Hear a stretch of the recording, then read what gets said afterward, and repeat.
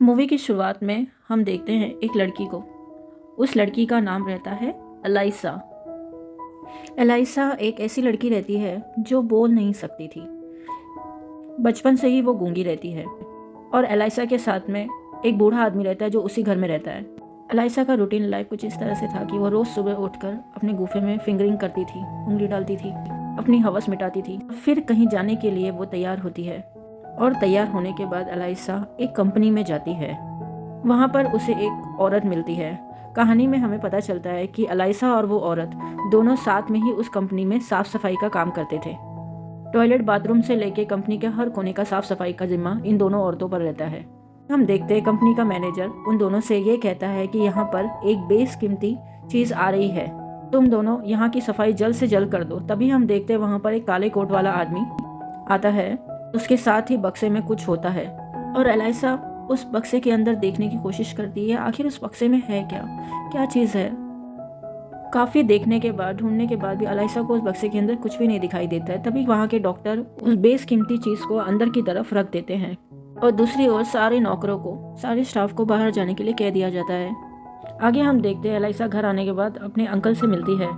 उसके अंकल उसे कुछ खिलाने के लिए एक शॉप पर ले जाते हैं। एलाइसा का वो दिन वैसे ही गुजर जाता है। फिर अगले दिन सुबह हम देखते हैं एलाइसा फिर से अपने गुफे में उंगली कर रही है, अपनी हवस मिटा रही है और उसके बाद अपनी कंपनी में वो चली जाती है। कंपनी में जाने के बाद वो फिर से अपनी रूटीन लाइफ कंटिन्यू करने लग जाती है। वहाँ का साफ सफाई करने लग जाती है।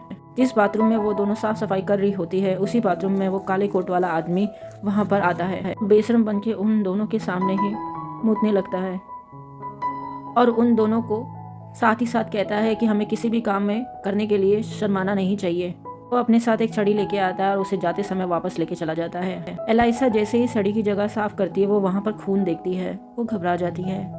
फिर आगे हम देखते हैं कहानी के अगले सीन में वो कोट वाला आदमी तड़पते हुए खून में लथपथ वहाँ से बाहर निकलता है। अगले सीन में दिखाते हैं कि शैतान को ट्रीट करते समय उसकी आगे की 2 उंगलियां कट गई होती है। फिर हम देखते हैं लंच का वक्त हो गया रहता है। एलाइसा और वो औरत दोनों मिलकर लंच करने के लिए जाती है। तभी कंपनी का मैनेजर उन दोनों के पास आता है और कहता है कि वहाँ की सफाई जल्द से जल्द कर दो।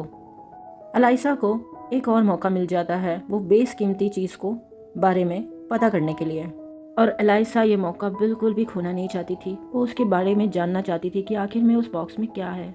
अगले सीन में हम देखते हैं कि एलाइसा को साफ सफाई करते समय उसको 2 उंगलियां मिलती है जो उस आदमी की रहती है, काले कोट वाले की। एलाइसा उन दोनों फिंगर्स को उठाकर एक पॉकेट में रख लेती है और उसी चीज़ को वो देखने जाती है जिसे काले कोट वाला आदमी वहाँ पर ले आया था। फिर वो उसके पास जाती है और वो देखती है एक आदमी जैसे जानवर उसके पास आता है जो ग्लास की दूसरी ओर रहता है। तभी हम देखते हैं वहाँ मैनेजर आ जाता है। एलाइसा वो दोनों फिंगर उस मैनेजर के हाथ में थमा देती है। कहानी में हमें आगे दिखाया जाता है जो बूढ़ा एलाइसा के साथ में रहता है उसे नौकरी पे से निकाल दिया जाता है और हम देखते हैं कि वो बूढ़ा आदमी उन लोगों से जॉब पर वापस आने देने के लिए दरख्वास्त करता है। अगले सीन में हम देखते हैं कि एलाइसा सबसे छुपा कर उस जानवर के लिए अंडे लेकर जाती है। वहाँ जाकर जब वो देखती है तो बाहर एक बड़ा सा टैंक रहता है जिसमें पूरा पानी भरा हुआ रहता है और उस जानवर को उसी में बांध कर रखा गया रहता है।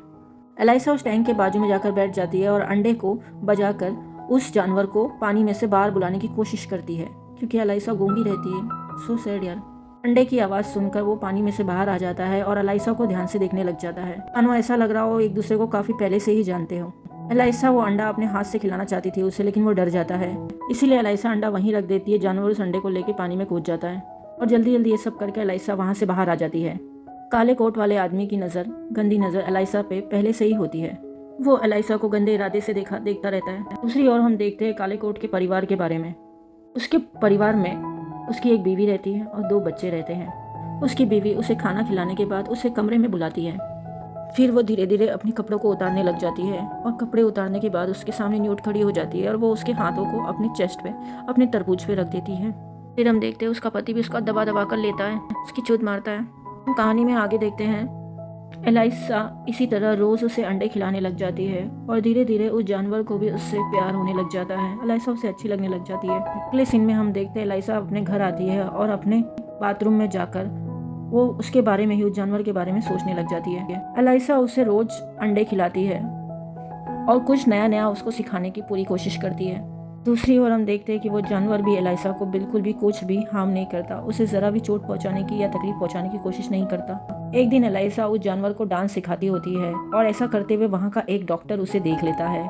उस वक्त वो डॉक्टर एलाइसा को कुछ भी नहीं कहता है। कहानी में हम आगे देखते हैं डॉक्टर भी उसी देश का होता है जहाँ वो जानवर पाया जाता है, और ये जानवर वाली बात अपने लोगों को वो बुलाकर उन्हें वो सारी बात बताता है।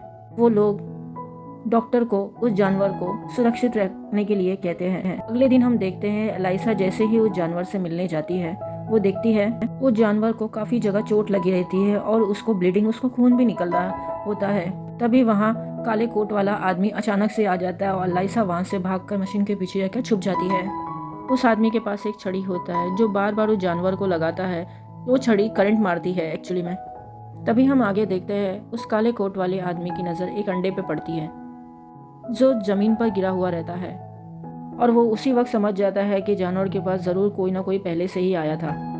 और दूसरी ओर हम एलाइसा को देखते हैं कि एलाइसा ये सारी चीज़ें छुप छुप कर देख रही होती है। तभी हम देखते हैं कि वहाँ पर कमिश्नर और भी सारे डॉक्टर्स वहाँ पर आ जाते हैं। कोट वाला आदमी कमिश्नर को उस जानवर को काटने के लिए कहता है क्योंकि वो उससे जानकारी हासिल करना चाहता था। Oh my God. दूसरी ओर कमिश्नर उसे काटने की परमिशन भी दे देता है। उफ यार। वहाँ वो जो डॉक्टर रहता है वो ऑब्जेक्शन लेता है, वो कहता है कि इसे नहीं काटना चाहिए हमें। फिर हम देखते हैं पानी से बाहर रहने वाले जानवर को तकलीफ होती है, वो तड़पने लगता है। देख के डॉक्टर उसे पानी में डालने के लिए मांग करता है उन लोगों से। जानवर को पानी में डाल दिया जाता है और कमिश्नर कोट वाले आदमी से वो जैसा चाहिए वैसा करो ये कहकर वहाँ से वो चला जाता है। Oh my God. डॉक्टर के मना करने के बावजूद भी वो काले कोट वाला आदमी अपनी मर्जी का ही करता है। इसी वजह से उन दोनों के बीच में बहस हो जाती है। डॉक्टर उस जानवर को कटने से बचाने की पूरी कोशिश करता है, हर एक कोशिश करता है वो, लेकिन सब कोशिश उसकी बेकार जाती है। एलाइसा ये सब देखकर बहुत ज़्यादा उदास हो जाती है। हम कहानी में आगे देखते हैं एलाइसा अपने घर जाती है और उसके अंकल को कहती है कि मेरे कंपनी में एक जो जानवर आया है, अजीब सी चीज़ है वो, मुझे उससे प्यार हो गया है और मैं उसे बचाना चाहती हूँ। बूढ़ा आदमी कहता है कि तुम्हें एक जानवर से प्यार हो गया है, इंसान कम पड़ गए हैं। उसके अंकल उसे मदद करने के लिए मना कर देते हैं। एलाइसा अपनी जिद पर अड़ जाती है। वो कहती है कि जानवर को ज़रूर बचाना ही बचाना है, चाहे कुछ भी हो जाए। फिर हम आगे देखते हैं उसके अंकल को एक नौकरी के इंटरव्यू के लिए बुलाया जाता है, पर फिर भी उसके अंकल को नौकरी नहीं मिलती है। वहाँ का मैनेजर उसे मना कर देता है जॉब के लिए और उसके अंकल परेशान होकर थक हार कर वापस घर आ जाते हैं। वो सो सैड यार। फिर उसके अंकल जब वो पेस्ट्री शॉप पे बैठे रहते हैं तो वहाँ वो सोचते हैं कि सुबह जो भी उसने एलिसा के साथ में किया था वो पूरा ही गलत था। जैसे ही वो घर पर आते हैं एलिसा दरवाज़ा खोलती है। बूढ़े अंकल उन्हें कहते हैं कि मैं तुम्हें उस जानवर को बचाने में मदद करूँगा। ये बात सुनते ही एलिसा बहुत ज़्यादा खुश हो जाती है और वो अपने अंकल को गले लगा लेती है। कहानी में आगे हमें दिखाया जाता है जो डॉक्टर होता है जो एलिसा की मदद कर रहा रहता है, उससे कुछ लोग मिलने आए रहते हैं। ये डॉक्टर किसी और देश का होता है और उस जानवर को वो बचाना चाहता है। डॉक्टर का मानना यह है कि जिस जानवर को ये लोग ने पकड़ा है वो उस देश का भगवान रहता है, वहाँ के लोग उसे भगवान मानते होते हैं। अगले दिन सुबह काले कोट वाले आदमी को हमें दिखाया जाता है जो उस जानवर को पकड़ के लाया होता है। वो वहाँ कार के शोरूम में आता है और वो वहाँ से नई कार चमचमाती हुई कंपनी लेकर जाता है। अगले दिन एलाइसा को हम देखते हैं कंपनी के अंदर हर गली हर कोने में वो जा जाकर ये देखती है कि कहाँ से उस जानवर को बाहर निकाला जा सकता है, कौन सा सबसे आसान रास्ता रहेगा जो किसी को पता न चले और वो आराम से वहाँ से लेके उसे बाहर निकल जाए किडनैप करके। घर आकर वो बूढ़े को समझाती है वैन को अंदर लाने का सिर्फ एक ही रास्ता है और बड़े होशियारी से वैन को उसी रास्ते अंदर लाया जा सकता है। अगले दिन एलाइसा दोबारा कंपनी जाती है और सारे कैमरों पर वो अच्छी तरह से नज़र डालती है। किस कैमरे को वो रास्ते से हटाया जा सकता है उस पर वो ध्यान देती है। जब एलाइसा कंपनी में साफ सफाई कर रही होती है तभी काले कोट वाला आदमी उसके पास आ जाता है। काले कोट वाला आदमी की गंदी नज़र एलाइसा पे पहले से ही होती है। वो उसके साथ में गंदे काम करना चाहता है, उसको चोदना चाहता था। एलाइसा उसकी बातें सुनकर बहुत ज़्यादा घबरा जाती है और वो वहाँ से उठकर तुरंत चली जाती है। फिर हम देखते हैं एलाइसा जिस कैमरे का मुंह नीचे उसका मुंह ऊपर कर देती है और एलाइसा का वही डॉक्टर मदद कर रहा होता है जिसके देश में उस जानवर को भगवान मानते हैं। अचानक एलाइसा गायब हो जाती है तो जो उसके साथ में औरत रहती है वो उसे ढूंढने लग जाती है और अगले सीन में जैसे एलाइसा जानवर के पास जाती है वो देखती है कि जंजीर में वो जानवर बंधा हुआ है। तभी हम देखते हैं कि वहाँ पर वही डॉक्टर आ जाता है जो एलाइसा की मदद कर रहा होता है। वो उसकी चाबी दे देता है जंजीर खोलने के लिए ताकि वो उसे खोल पाए। एलाइसा एक बड़े से कंटेनर में उस जानवर को सुला लेती है जिसमें बहुत सारे लॉन्ड्री के कपड़े धुलने जा रहे होते हैं और उसे लेकर वो आगे बढ़ने लग जाती है। तभी हम देखते हैं उसकी दोस्त उसे देख लेती है और उसे रोकने लग जाती है, पर एलाइसा जिद पे अड़ जाती है कि नहीं, हमें इसे बाहर निकालना ही है।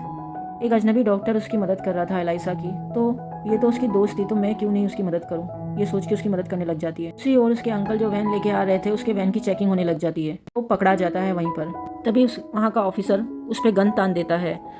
उसके अंकल घबरा जाते हैं। वक्त डॉक्टर पीछे से आके उसकी गर्दन पे एक इंजेक्शन मार देता है बेहोश का, और वो ऑफिसर वहीं पर गिर जाता है। अगले सीन में उसके अंकल और एलाइसा उस जानवर को गाड़ी में डालकर ले ही जा रहे होते हैं। तभी काले कोट वाले आदमी को पता चल जाता है और उनका पीछा करते करते उस पर फायरिंग करने लग जाता है। बचा के वहाँ से निकल ही जाते हैं। आने के अगले सीन में हम देखते हैं एलाइसा उसे अपने घर लेके आती है और वो जानवर को अपने नहाने वाले टब में डाल देती है, और उसमें वो सारी दवाइयाँ डालती है जो डॉक्टर ने उसे दी होती है।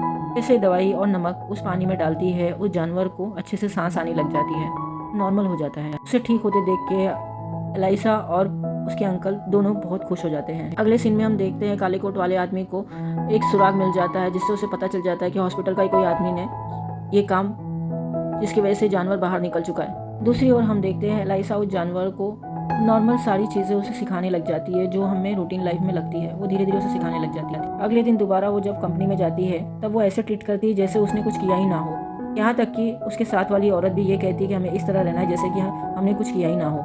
दूसरी तरफ उसके अंकल उस जानवर की काफ़ी अच्छे से देखभाल कर रहे थे। अगले सीन में हम देखते हैं कि उस काले कोट वाले आदमी को एलाइसा और उसकी दोस्त पर थोड़ा शक होता है, तो वो उन दोनों को बुलाता है और वो उन लोग दोनों से पूछताछ करने लग जाता है। पर वो दोनों जन इतने कॉन्फिडेंटली जवाब देते हैं कि जैसे कि उनको दोनों को भी कुछ भी नहीं पता है।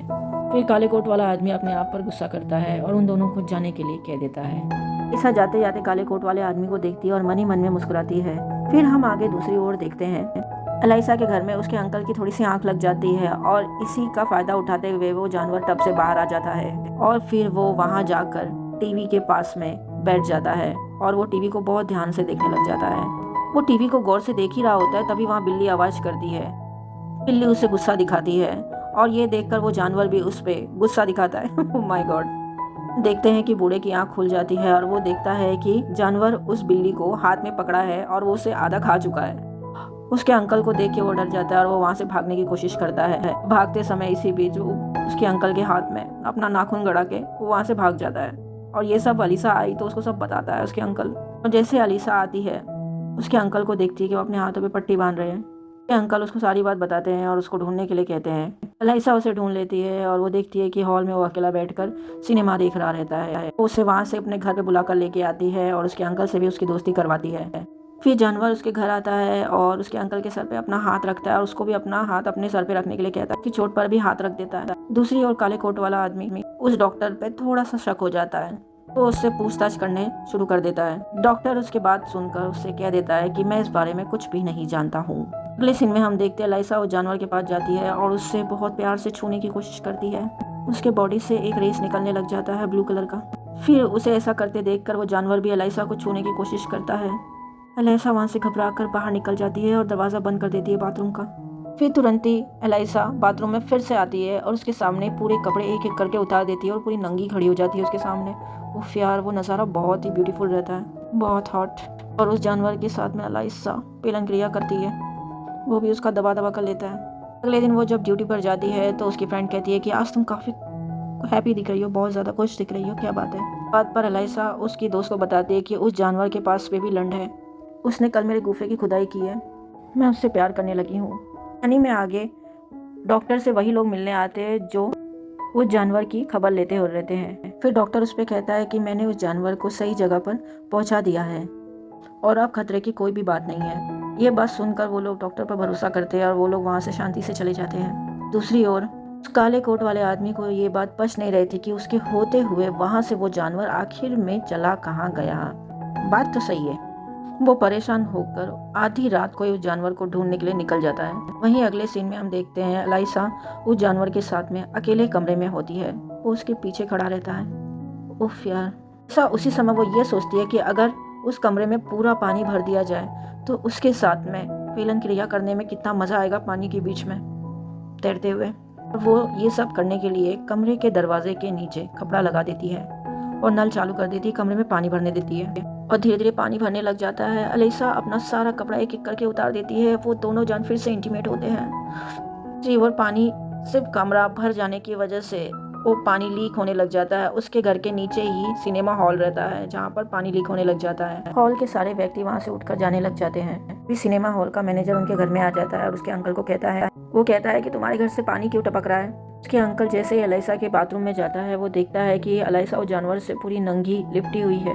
अलाइसा को उस अवस्था में देखकर वो बूढ़ा आदमी पीछे हट जाता है। हकीकत में अलाइसा उसकी लड़की नहीं होती है। छोटेपन में उसे नदी के किनारे अलाइसा मिली होती है। वो उसे घर ले आया रहता है। दूसरी ओर हम देखते हैं कि काले कोट वाले का आदमी उस डॉक्टर पे नजर रख रहा होता है कि वो डॉक्टर कहाँ जाता है और क्या करता है। वहीं कहानी के अगले सीन में हम देखते हैं कि शहर में बहुत तेज बारिश होती रहती है और वो जानवर अलाइसा की खिड़की में से बाहर बारिश को बहुत ध्यान से देख रहा रहता है। तभी अलाइसा उसके पीठ पर हाथ रखती है और जैसे ही उसके पीठ पर वो थपथपाती है तभी देखती है कि अलाइसा के हाथ पे उसके बदन से कलर उसका लग रहा है। वो ये देखकर समझ जाती है कि उस जानवर की तबीयत धीरे धीरे खराब होने लग गई है और उस जानवर के सीने पर सिर रख के उसको लिपट कर रोने लग जाती है। दूसरी ओर काले कोट वाले आदमी के पास पुलिस कमिश्नर वो आता है। पूछता है अभी तक तुम्हें वो जानवर मिला क्यों नहीं।